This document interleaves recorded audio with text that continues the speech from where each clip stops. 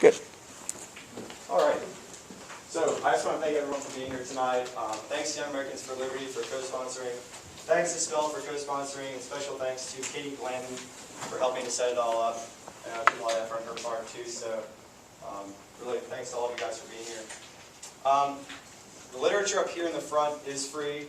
So after the lecture is over, you can feel free to take whatever you want, except for these books here. These are actually Don's for sale. Students $10, non-students $20. A little bit about Mr. Watkins. He's a fellow at ARI. He recently co-authored the book you see in front of you guys. And he's a contributor to Forbes, The Guardian, USA Today, and he's ready to speak to us today. So a round of applause for Mr. Don Watkins.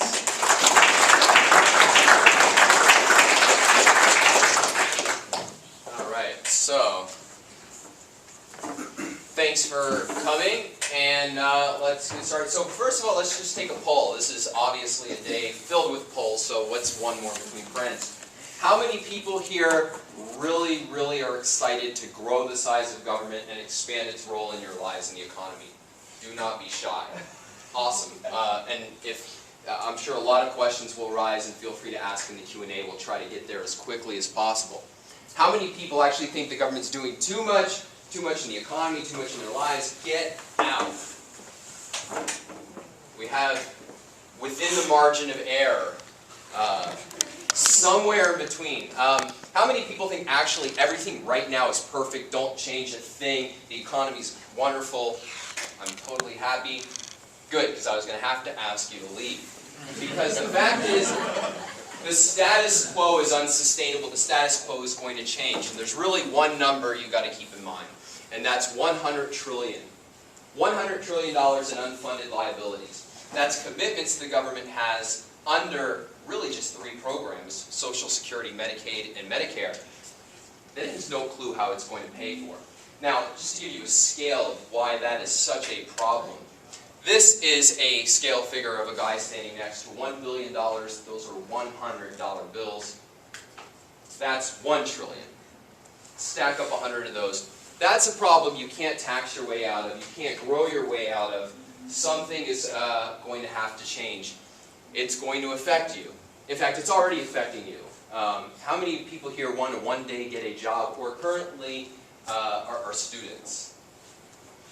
All right. What's youth unemployment right now? 2 million%. That might be the wrong number, but it's pretty high. And that is in large part a function of the fact that the government is taking a ton of resources out of the economy and, quote, spreading the wealth around. And that's just going to continue. We've really seen a trend over the last 100 years. A trend of government intervening more and more in the economy. This is just one measure. Just one measure. So this is government spending as a percent of GDP. The big spikes that you see are wars. Set those aside. What you saw during the 19th century, the time at which the United States was the freest, economically speaking, overall, that it ever has been, was government spending at the federal level of around 3% of GDP. 3% of GDP. Today, add a 0 to that, and that's really what you're talking about. If you want to be fair and you want to add on state and local governments, add on, during the 19th century, an extra 6%. Today, an extra 10, 20%, depending on the numbers that you look at. By any measure, the government's role has massively expanded. The fact is that even if we wake up tomorrow, or God help us in 3-4 weeks, and find out that Mitt Romney was elected president, that's not going to change. Did anybody play the old Nintendo games, Mario? That's what I grew up on. And I remember watching with extreme frustration my 5-year-old self as people would hit the A button to jump with Mario and move the remote control like this as if that was going to, I don't know, give him more momentum. The fact is that just as that was not a means to making Mario jump farther, electing Mitt Romney is not going to be a means to actually reversing this trend in any significant way. The outlook is more government control. Why? Why is that the trend we've seen for the last 100 years, and why is it really the outlook, at least for the next few? Basic answer. Free markets promote selfishness. Free markets promote selfishness. If there's one thing you want to keep in mind in the theme for tonight, it's that government has grown and is hard to change because people think free markets promote selfishness, and that's a really bad thing. Now, my answer is not going to be free markets don't promote selfishness. As we'll see in a second, they do. But, and here's the important point, not in the way we've been taught to think. The fact is that they do promote selfishness, and what we're going to talk about tonight, and what I talk about at length in Free Market Revolution, is that that is a good thing. So, how do we get there? First of all, let's just make sure we're all on the same page that free markets really, really are selfish. They're infused with self-interest. The fact is, whether you're talking about buyers or sellers, both of it are in it fundamentally for themselves. Take Disneyland. Now, I love Disneyland, and if there was ever going to be an unselfish place in the market, right, we would think it has to be Disneyland. But who here has been to Disneyland, Disney World, any of them? Now, I'm sure you remember, you walked in, it was completely free, they just gave you tons of food, let you sit in the roller coaster as long as you wanted. No, it actually costs something like $100,000 to send a family of 4 to Disneyland. I don't know, it really is ridiculous. My wife and I have season passes that I think we had to like pawn off our future children for. But the fact is that Disney is trying to make a profit, and they do a really good job of it. They're in it to profit for themselves, the people who work there. They are not, as far as I know, unpaid volunteers, but they are there to get a paycheck, to put their role as Goofy on their acting resume. The reason you all go, though, we all know that that is selfless concern for the jobs of others, and you really just want to go to Disneyland to stimulate the Disney economy, correct? Yes. All right. No, so the fact is that what people are fundamentally doing in a market is they're trying to make themselves better off. And that is viewed as a bad thing. It is going to be the core of why we see this trend of growing government. Now, how does this actually translate into growing government? Well, we're going to talk about two arguments, two main arguments that are going to play a crucial role in why we've seen this trend of growing government. First one, the argument from greed. There was an old Saturday Night Live skit starring Dan Aykroyd in which he played, as it was described, a ruthless profiteer who sold dangerous children's products. And these included something like Peggy's Home Ear Piercing Set. And my favorite, which was Bag O' Glass, which was a bag of jagged glass.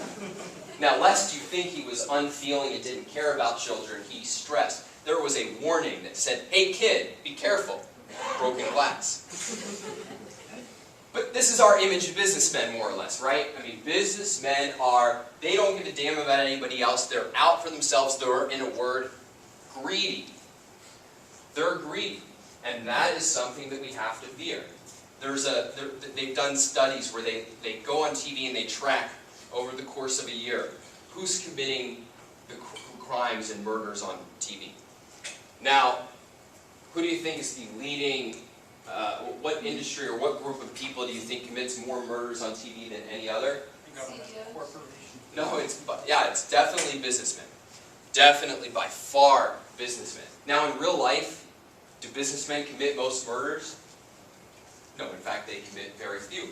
But we buy it. We buy it because, after all, these guys are motivated by self-interest, and what do you expect by somebody who's greedy? So, whenever something goes wrong in the economy, who do we blame? We blame businessmen. By and large, the blame gets put on businessmen. So think of the financial crisis. Day after the financial crisis, the day after Lehman collapses, John McCain, not exactly a left-winger, comes out and says, the government messed up, we're really sorry, we shouldn't have created this housing bubble that burst. No, that's not what he said. What he said is, this is a crisis of greed and selfishness on Wall Street, we need to rein it in with regulation. And that's exactly what happened. And did Americans object and say, wait, it wasn't greedy Wall Street, it was messed up government? No. Of course, these guys were greedy. What do you expect? That's the argument from greed. In the healthcare industry, we see rising prices, we see a bureaucratic system. Do we blame all the government regulations and controls and the fact that government spends more than half of all healthcare spending? No, the blame gets put on greedy providers, greedy insurers, greedy doctors. I mean, do you remember the debate over Obamacare? Obama actually said, hey, there's doctors out there performing unnecessary surgery on children because they can add a few dollars to their pockets. That's the argument from greed. Or anytime oil prices go up, greedy oil companies, right? When they go down, I guess this is the altruistic oil companies at work. So what's the result? Well, the result is the explosion of the regulatory state. Is something goes wrong, we blame greedy businessmen, we ask for the government to come in and restrict the self-interest. And that has brought us to this point. The point is that now if you just take government regulations at the federal level, this is called the Federal Register that lists them all. If you line it up on a shelf, that shelf is 30 feet long. 30 feet long. How many people have read Ayn Rand's book, Atlas Shrugged? How many people haven't read it because it's this thick? I am in the process. Well, I love Atlas Shrugged. It's my favorite book of all time. I read it several times. It would take 240 copies of Atlas Shrugged to capture the federal regulations. I have not, nor do I intend to read Atlas Shrugged 240 times, and yet this is the regulatory regime that we ask businessmen to operate under. Just as an aside, and we can talk about this more, regulation, when I use the term, does not refer to any law relevant to businessmen. Of course, there should be laws relevant to businessmen. Laws against fraud, laws against force, laws protecting property rights, protecting contracts, and so on. When we talk about regulation, we talk about the government restricting the freedom of businessmen, engaging in oversight of businessmen on the premise that they're guilty until proven innocent. All right, on to the next one, argument from need. And this is very simple. In general, when we want something, we go to work, we earn a paycheck, we go to the store, we buy it. We trade for it, right? We give the wealth that we've earned in exchange for the thing that we want. The argument from need says, no, it's not the paycheck that you earn that entitles you to something, it's your lack of it. If you need something, you have a moral right to it, and the government's job is to protect that right. It's to make sure that anybody who can afford it, quote, afford it, is going to provide you with what you allegedly need. Your need is an entitlement. That is the argument from need and the result. So the result is the entitlement state. Starting really in 1935, we get the Social Security Act, and thereafter you get a proliferation of these programs, particularly during the 60s, where we get an explosion with Medicare, Medicaid, an expansion of existing welfare programs, the introduction of many new ones, all the way to today where we have Obamacare. And let's remember, it hasn't all been Democrats who have pushed these programs. We had the biggest expansion of the entitlement state until Obamacare under President George W. Bush with Medicare prescription drugs.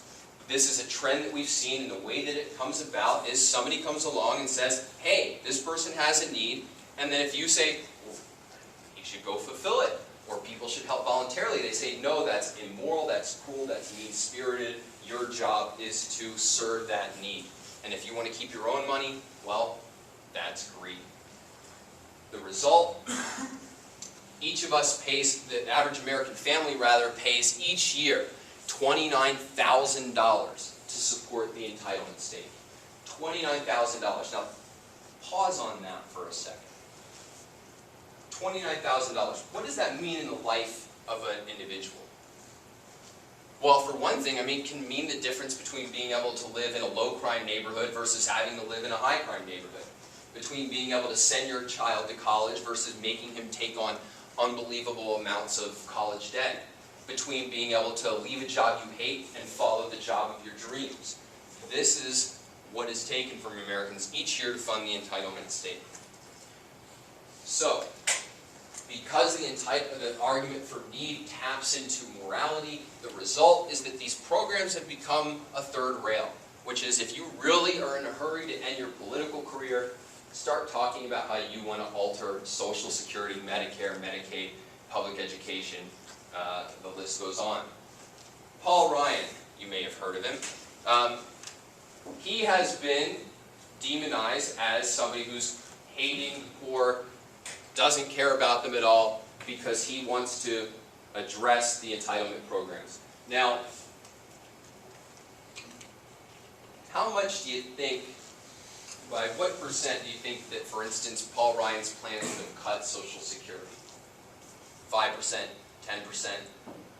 None. Yeah. Not only is it none, under Ryan's plan, Social Security would have grown. It would have gone from 4.75% of GDP to 6% of GDP. True, that's significantly less than current trends. But slowing the growth, you're challenging morality. You are being selfish. You are immoral, and that is off the table. So that's the argument for need. Now let's get to the solution. And the solution, again, is going to be that free markets do promote self-interest, but not in the way we've been taught. I was on an airplane a few months back, and I had a window seat. I hate window seats, and I was completely fearing this plane ride, but I had a reprieve because the seat next to me was empty. And so I had that moment where I'm watching the front of the plane going, I just might be able to stretch out during this flight. And sure enough, seconds before the door is about to close, this woman barges in carrying all sorts of bags, and it was like a comedy. She's shuffling back to the back of the plane, and of course sits down right next to me. And now she's trying to stuff her bag under the seat. The stewardess is telling her, we have to go, it's not going to fit. She says, it always fits. And then she pauses. And I'll tell you, I knew what was going to happen before it happened. She pulled out from her bag a brick-sized copy of Ayn Rand's Atlas Shrugged. And I said, we need to talk. And we did talk. We talked during the rest of the flight. It turned out she had been in D.C., and she had been working in a congressional office on the issue of health care. She was a doctor, and trying to fight for more freedom in health care. And she said that that she was told by somebody, all right, you need to read this book, Atlas Shrugged by Ayn Rand. Now, why was Ayn Rand recommended to her? Indeed, why, since the election of Barack Obama, have more than 2 million copies of this book that is published in 1957, so over 50 years old. Why has it been such a bestseller? Well, on one side, it's a really good story. It's an amazing story, but it's also that it has incredibly powerful ideas. And in particular, in today's context, it offers a moral defense of capitalism. So that's what I want to talk about, because that's really the subject of my book, is taking a nonfiction current look at Ayn Rand's moral defense of capitalism. So let's look a little bit at what it is. So first of all, let's take this idea of selfish. Who's this? Bernie Madoff. You may have heard of him from such cons as robbing us of billions and billions of dollars. So, Madoff, the poster boy of self-interest. Well, why? Because our view of self-interest is more or less something like this. It's that we have these urges and desires, and if we're good people, we learn how to clamp down on them, but if we're not good people, we just follow them wherever they lead, and where they often lead is destruction and exploitation of other people. Well, if that's your view of self-interest, and capitalism unleashes self-interest, what's your view of capitalism? Not particularly good. You're going to want to limit, and indeed, maybe even eliminate free markets. If that's what they unleash, if it's a Madoff kind of existence, who wants that? How has the right responded traditionally to this critique of free markets and to the arguments for need and arguments for greed? Not very well. And that's the reason we've seen this trend. Not very well. And really, there's been two kinds of responses. So one kind, and this is often the better economists, will say, look, let's not talk about morality, that's divisive. Let's just focus on consequences. Let's just look at the consequences of free markets versus the consequences of any particular government program. Now, there's a lot of reasons this doesn't work out. In particular, it doesn't answer the arguments from need and the arguments from greed. It leaves them unanswered. The second is that they let morality in left and right, whether they want to or whether they think they are or not. Who here knows who Thomas Sowell is? Great economist, I've learned a lot from him. However, in his book, Basic Economics, which really is worth reading, so I don't mean to criticize it as a total, he thinks that what he's going to do is give you kind of I'm just going to look at the consequences. Consequences of markets and consequences of politics. And yet it's infused with the ethics of collectivism. His foundational question is, how do we distribute society's resources? Well, the view that society owns everything, and then it's just an issue of should we dole it out to individuals for the social good, that is a particular moral view. You can't just talk about consequences. Morality is going to be there, so you better take care of it explicitly. The second is to say, well, look, we just need to find a mixture. Yeah, there's self-interest in a market, but if we just add in a little selflessness here or there, if we just restrict it, and we can find this nice mixture. A nice mixture where people do good for themselves and where they serve others, and then we will have earthly bliss. The result is this mixed morality leads to a mixed economy. That's exactly how we got to where we are today. As we said, let's have a mixture of self-interest and selflessness. So therefore, let's have a mixture of capitalism and government control. But there's a problem with this setup, and the problem is, what you're saying is let's have a mixture of immorality and morality. Now, what's going to happen when things go wrong? What side of that coin is going to take the blame? The immorality. And so you get less and less of the so-called immorality, less and less of your freedom to pursue your self-interest, and more of government stamping down, regulating, and redistributing wealth. So the conventional right is not going to be able to stop this trend of growing government. Let's look then at what Ayn Rand is going to say about this. So there's two things that Ayn Rand doesn't do that you might think she's doing in her discussion of self-interest. First of all, she's not just pointing to something that everybody knows is bad and saying, I say it's good. So if you're standing around and you see somebody punch his mother in the mouth and you turn and say, I think that's good, you're not going to get too many followers. No, she's not just pointing at something bad and saying it's good, nor is she arbitrarily redefining the word for the heck of it. She's not just saying, I've got this different definition of self-interest that really isn't that selfish, and so we should all be for that. What she argues is that our conventional, traditional understanding of what it means to be self-interested doesn't make any sense. It doesn't make any sense. Basically, what she's going to say is that our conventional category of self-interest lumps together people like Bernie Madoff with people like Steve Jobs. People who pursue their self-interest not by exploiting and harming others, but by producing great values. She said these both get put into the category of self-interest because, after all, Steve Jobs, I mean, he didn't give away the iPhone, right? The original profit margin on the iPhone was 60%. Obviously, this is a guy who is trying to make himself better off. So the conventional view of self-interest puts them both in the same category, and Ayn Rand says, you can't do that. They're fundamentally different. It's what she called a package deal. You're putting things together that don't belong together. William Buckley used to say, you can't look at a guy who pushes old ladies out of the way of a bus and a guy who pushes old ladies into the path of a bus and say they're the same because they like to push old ladies around. A package deal unites things that are essentially different but superficially similar. It's like saying that both George Washington and Adolf Hitler are morally in the same category because both, after all, pursued victory in war. It makes a big difference how you fight a war and what you fight it for. And the same goes with selfishness. Now, Ayn Rand would say It's true. Steve Jobs is selfish, at least in his business career. He's pursuing his own interests. He's trying to make money. He's making the products that he wants to make. He's running his company to build it as big as it can be, not for the sake of his competitors. He's creating, trying to create for himself the kind of life that he enjoys living. But Madoff, why in the world would we ever think that Madoff is selfish? What concern did he ever show for his actual interests? So take it during his scheme. He's on record when he was arrested as saying, I wish you guys had caught me 6-8 years ago.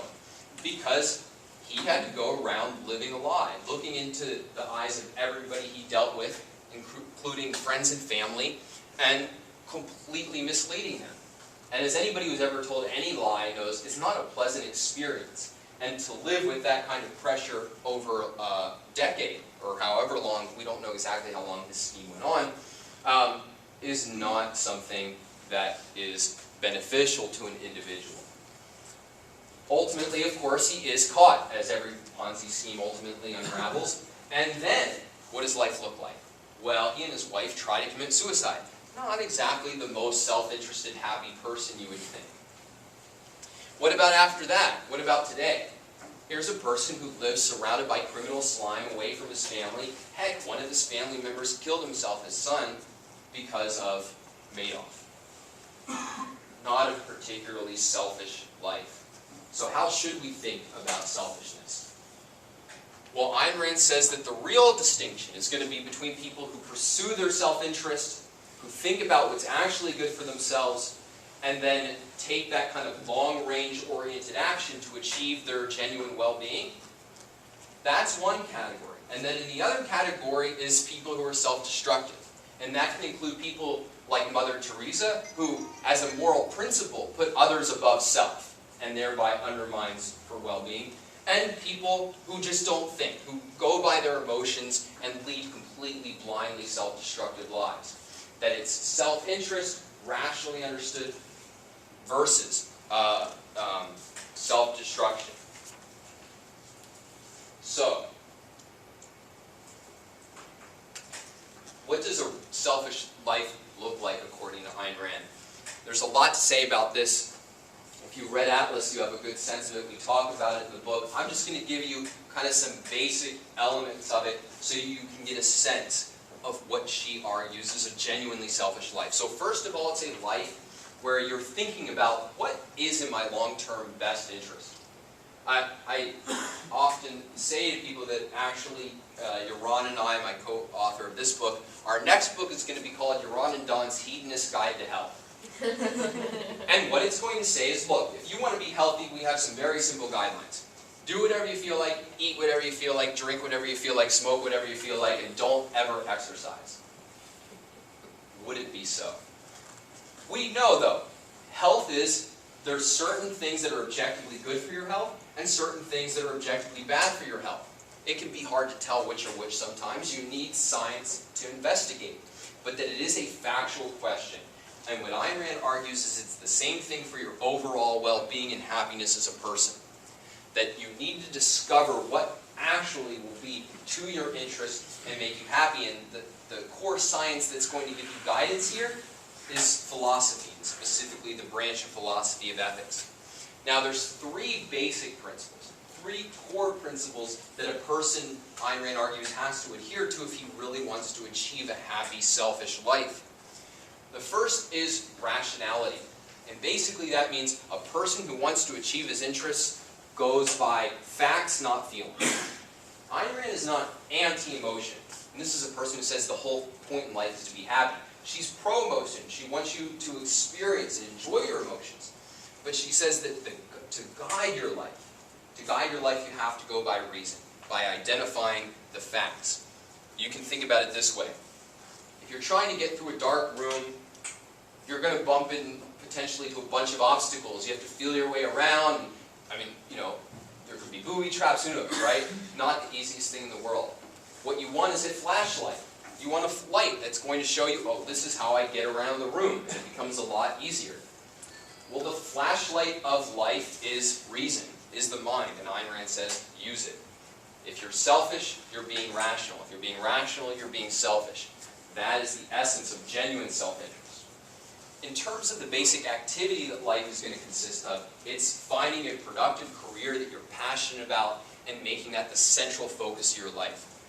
So her moral heroes are great businessmen, great artists, great creators of one sort or another. People like Steve Jobs, or if you've read her books, Howard Rourke and the Fountainhead, Francisco d'Ancona and Atlas Shrugged, John Galt, Dagny Taggart, and so on. It's a person who really goes after the greatest productive achievement they can attain in life. Did anybody see Steve Jobs' commencement speech from 2006? If you haven't seen it, go after this talk and to YouTube and look it up. It's really inspiring, it's very moving, but one of the points he makes is he says, if you want to be successful in life, you have to love what you do. You have to love what you do as much as you love the person you marry, because you're going to spend a lot of time doing it. That's where your happiness and self-esteem is going to come from. And Ayn Rand agrees with that 100%. How should we deal with others? And this is kind of a key question, right? Because what we're traditionally taught is that self-interest means exploiting others, taking advantage of them.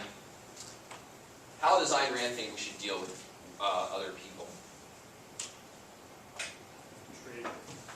Exactly, it's the trader principle. She thinks the proper model for all human relationships is we both win. Win-win, gain-gain. So let's take a simple business example. When I go to the car dealership and I buy a car, I give money for the car. Who wins, who loses? Me or the dealer? Who loses in that? No, we both win, right? I valued the car more than the money. He valued the money more than the car. It's a gain for everybody involved. And Ayn Rand says that should be the model of all our relationships. We should always be thinking win-win. That's how we're going to reap the rewards and values that other people have to offer. Because other people are extraordinarily valuable in life. They're a source of happiness, they're a source of knowledge, they're a source of companionship, of wealth, and all of those things are valuable to somebody who is after his own happiness. So Ayn Rand says, think win-win. It's not going to be in a friendship or a romantic life. It's not going to be, you're not trading in terms of money or in terms of like, hey, I'll vacuum and then, you can sleep with me. It's going to be fundamentally a spiritual trade. Fundamentally, I'm the kind of person that you love and you're the kind of person I love. And so I want to be with you. But the fundamental is win-win. So, if that's your view of self-interest, what's going to be your view of capitalism?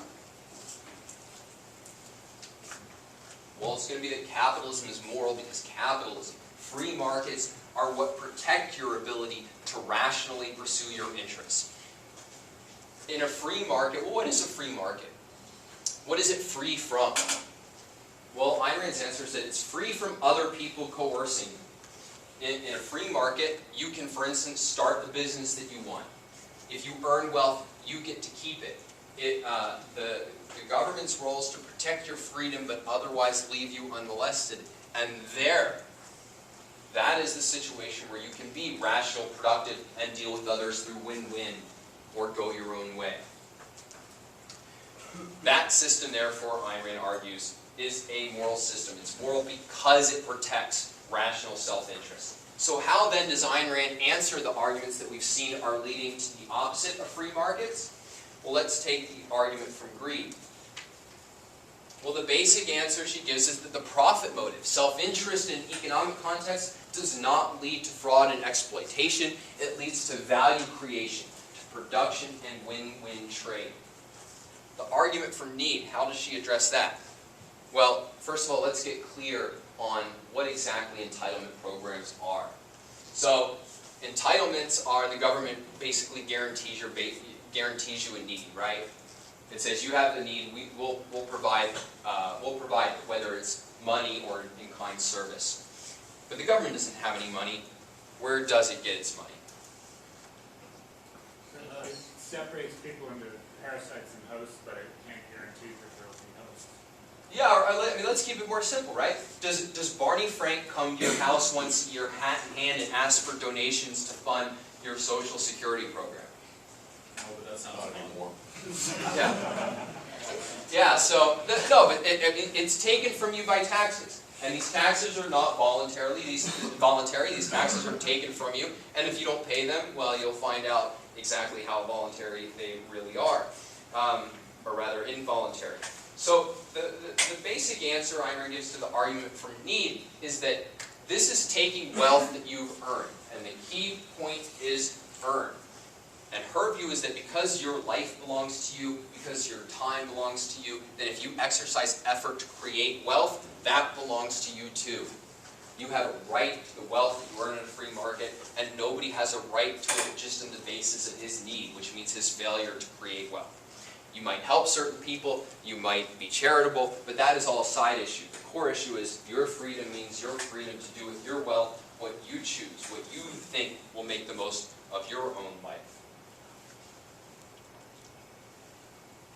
And I just can't resist. This is my favorite of the "you did not build that." All right. So, I don't know many jokes, but I know this one.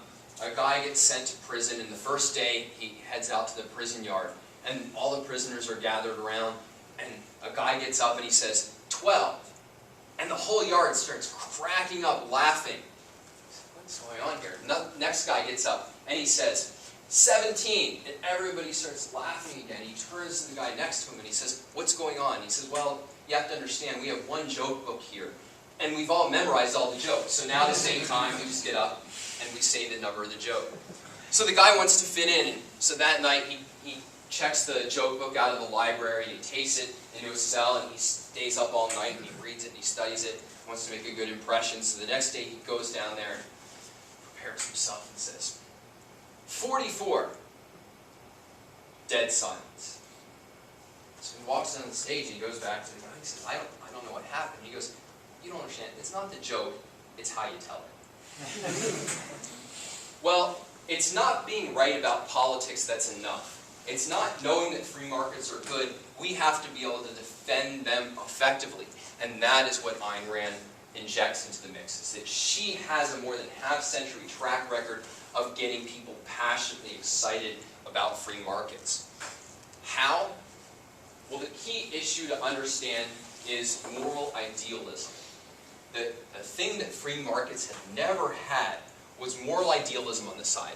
Moral idealism has always been put on the side of those who want to expand the power of government over our lives. What do we traditionally say, about a young person who votes for a liberal, right? It's, oh, well, they're young and idealistic, but, they'll grow up and realize that Mitt Romney's everything we should be in life. Ayn Rand turns that on its head, and this is what Yaron and I call Ayn Rand's free market revolution. She puts moral idealism on the side of individualism and those who want to expand capitalism and freedom.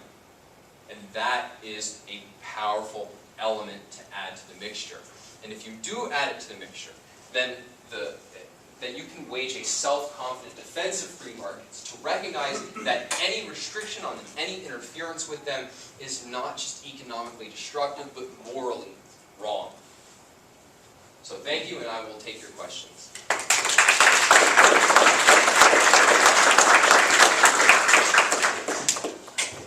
Who will be the first brave, adventurous soul? Yes? So, when Obama started doling out stimulus money to, Hold on right now. We have a distraction from somebody that I'm friendly with. And it is actually mine. I'm sorry. Tara! I'm sorry. How See, this is why you never put a ring on your phone that is anything but like one of the common ones, because that is you not can't my just play it off. ringtone. Like, okay, so I'm sorry. Go right ahead. so when Obama doled out stimulus money, a lot of governors decided that they weren't going to accept that money. So in Ayn Rand's view, would it be moral, do they have a moral obligation to reject that money? Or would there be an obligation to take it, in Rand's view?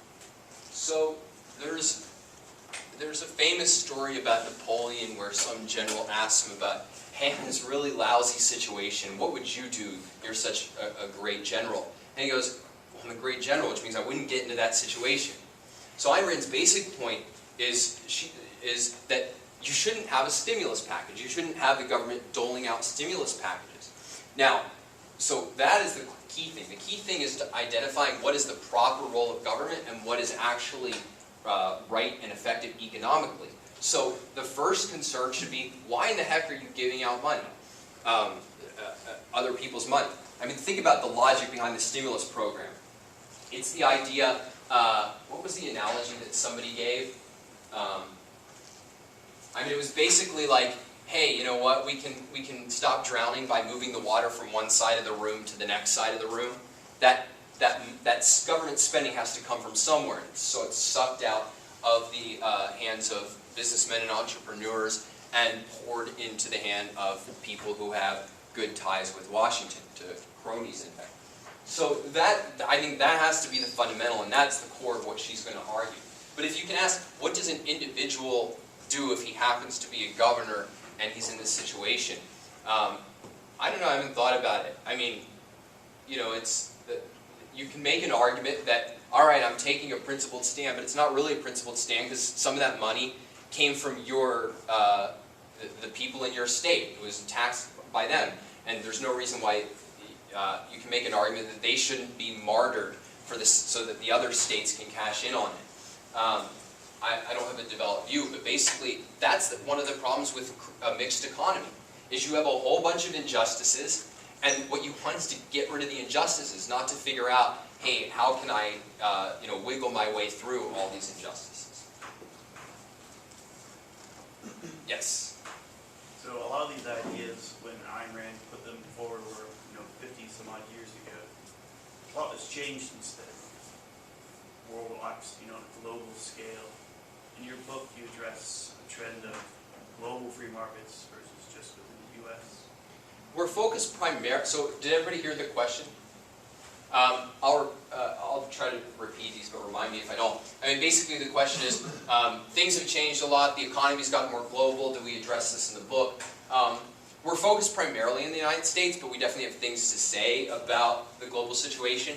But you have to remember, Ayn Rand is primarily a philosopher. She's dealing with timeless principles.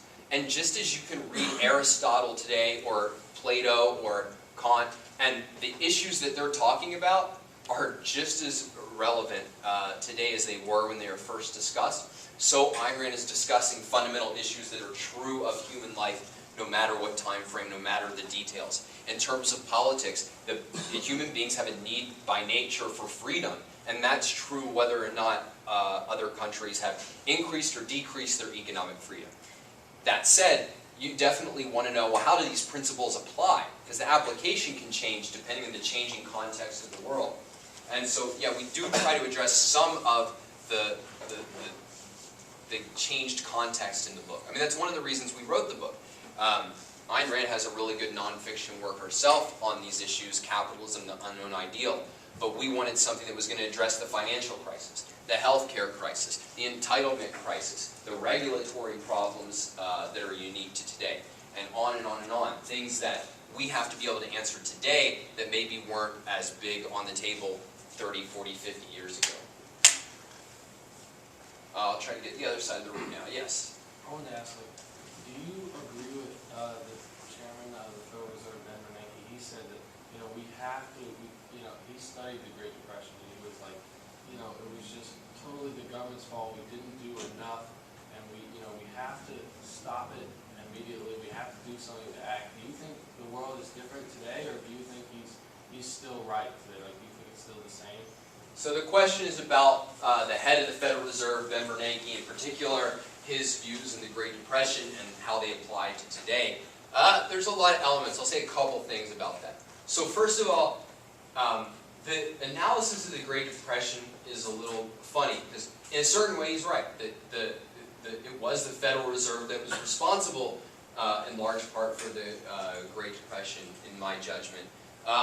But the lesson that he drew was, it wasn't government intervention per se that was the problem, is that government didn't intervene in exactly the right way. And now I'm going to intervene, me, Ben Bernanke, I'm going to intervene in a really smart way, and so we won't have another crisis.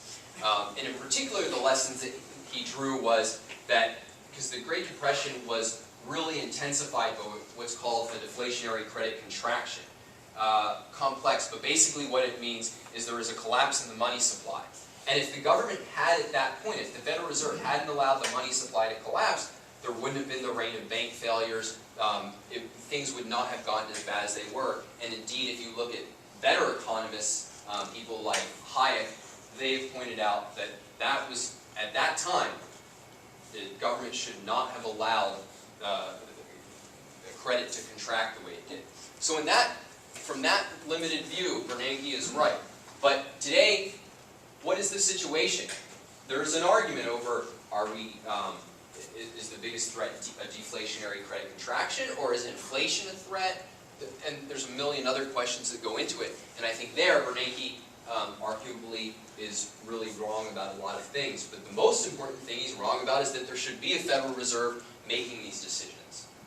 If we learned anything from the 20th century, and I promise you we did not, it's that central planning doesn't work. We saw failure after failure after failure of countries that tried to centrally plan their economy. Well, what does a central bank do?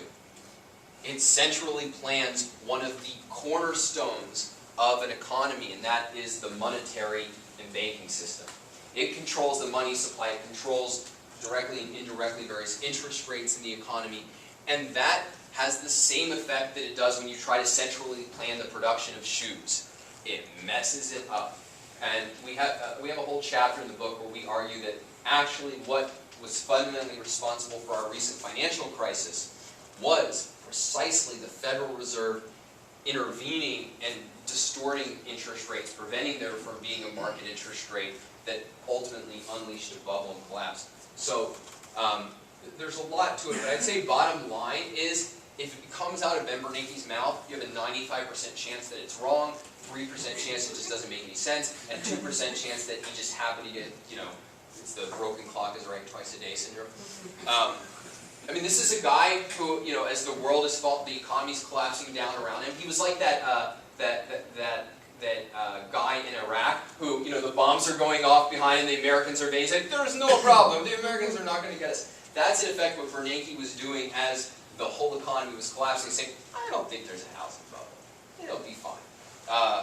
The fact that he's still Federal Reserve is an indictment of the fact that there is a Federal Reserve. And his predecessor was worse. We'll go first. Okay. Well, one of the coolest things that I find about objectivism is that it's a complete philosophy, so you can apply it like anywhere. And I've noticed that with the conservative right, they have a tendency to believe in God. Can you mediate objectivism with theism at all, or they just never come together? Okay, so some quick background for those. So the question is really about Ayn Rand's philosophy and religion. So the objectivism is the name that she gave to her philosophy, and the question is there an inherent clash between that philosophy and religion? There's definitely, philosophically, the two are incompatible. The essence of Ayn Rand's philosophy is a respect for reason. Religion flies in the face of that. That it says, no, you need to have faith, and that indeed fundamental truths come from God, and that your fundamental moral obligation is obedience to God and His authority. And so, no, I think the two are philosophically incompatible. Now, that's not to say that any given individual who's religious can't find value in Ayn Rand's work. That happens all the time, and I mean, that's a great thing. And I mean, a lot of the people who read Ayn Rand and love her and participate in the tea parties, these are people who, are religious. Now, I would argue that at the end of the day, they're being inconsistent. But that's kind of a separate issue from are the two things compatible? They're not compatible, but that doesn't mean that any religious person can find zero value in objectivism. They're functional, in a sense. I'm sorry? I would say they're functional in a sense. Even though they may not be compatible, there's a certain functionality that they can share. Yeah, I mean, it's interesting to watch how it plays out in people's lives. The way that it usually happens is what they'll do is they'll take in certain kind of very high-level elements, like, I don't need to feel so guilty about being happy. And that's a benefit. But I mean, once you get into the philosophical nit and grit, it's a much different prospect. Yes? The argument for need and greed those arguments are prevailing, which do you see as more dangerous and harder to get rid of? So the question is, what's more dangerous and harder to get rid of, the argument from need or the argument from greed? I don't think in terms of arguments that I would put them at the same level because they have the same source. The same source is a wrong view of self-interest.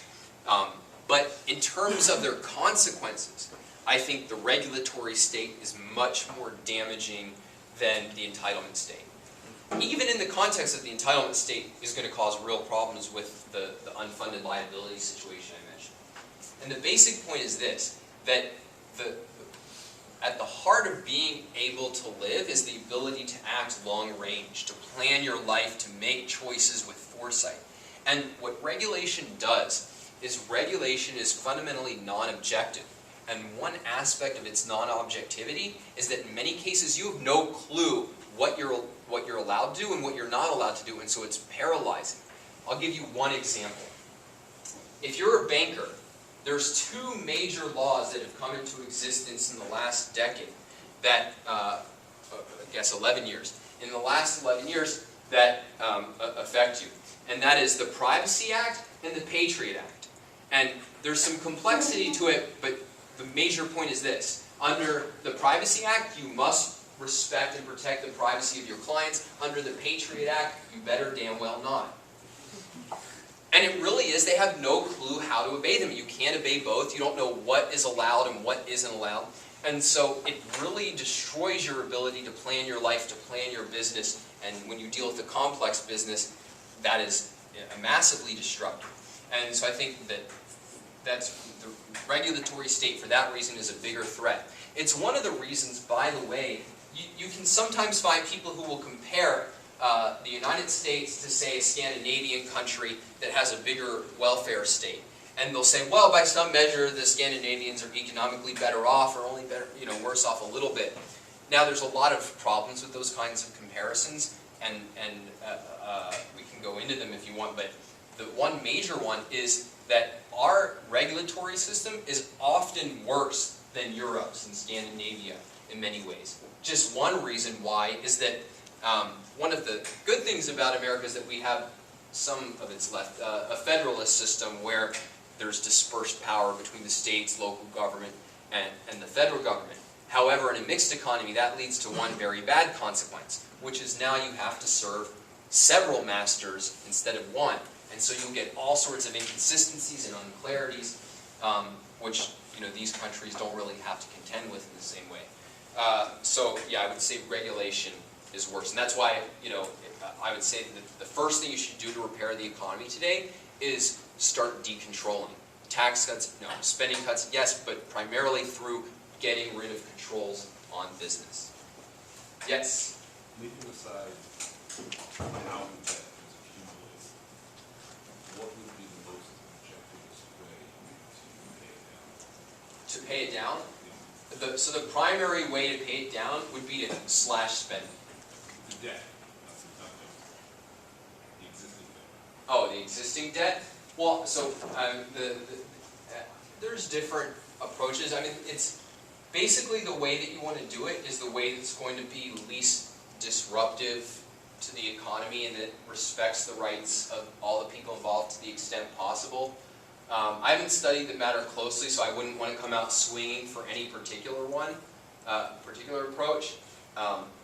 But basically, you want to pay it down as quickly as possible, and no quicker, and no slower. Well, is there any in particular that you would put on the table? Tax, default, selling assets. Yeah, I mean, you could tax, you could default, you could inflate.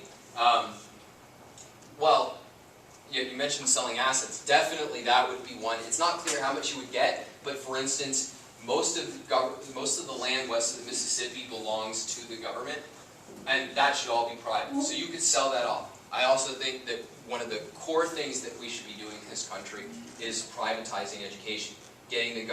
Have the government stop destroying American education. And if you auction off the schools, that's another revenue source. But ultimately, I think, yeah, you basically have to do it through taxes, because you don't want to default. That is not a very, let's put it, practical way to settle things. Although I think the states should be allowed to go bankrupt for sure, which they very soon will. We'll see if the government bails them out. I'm from California. We're like professionals at going bankrupt. But you definitely don't, if you can avoid it, you don't want to default, and you don't want to inflate. And those are two killers. So I would say that you would have to do it through taxation. There's not an alternative. Yes, please. Why should the states be able to default? It's not that they should be able to default. It's that they can't pay their bills. It's impossible. If you look at what burdens they actually have, there's no way that they can actually make good on those promises. So something is going to have to happen.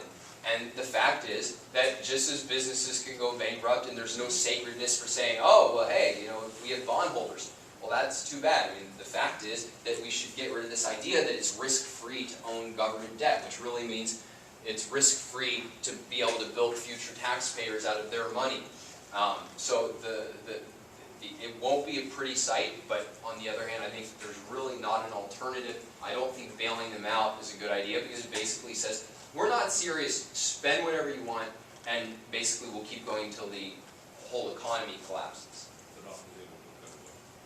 But, Off the table competitive. well, I would say it's not necessary for the federal government, and that the difficulty is that it's kind of the foundation of the financial system, government, the federal government, and it would certainly be reckless for me as a non-economist to be blasé and say, oh yeah, we should default on that. So I would be very hesitant to even say that that's an open possibility. Maybe if there's an economist who thinks otherwise, I'd be interested in hearing it. But you have a real problem when you have a central banking system and it's all running on government bonds. Yes? Don't you think the government is partially defaulting already whenever they pay back debt with $2,000? Oh yeah, I mean in a sense that that is what goes on. I mean that's what inflation is, right? I mean you can argue, you can just put it as it's a partial default. It's, oh, I'll give you your money back, kinda. But it's part of why I think it's less damaging than an outright default is because it is spread out in time, and so it's more, people can adapt more to it. Whereas a default is pretty sudden. Yes. So I've had an exhausting day, as I'm sure we all have.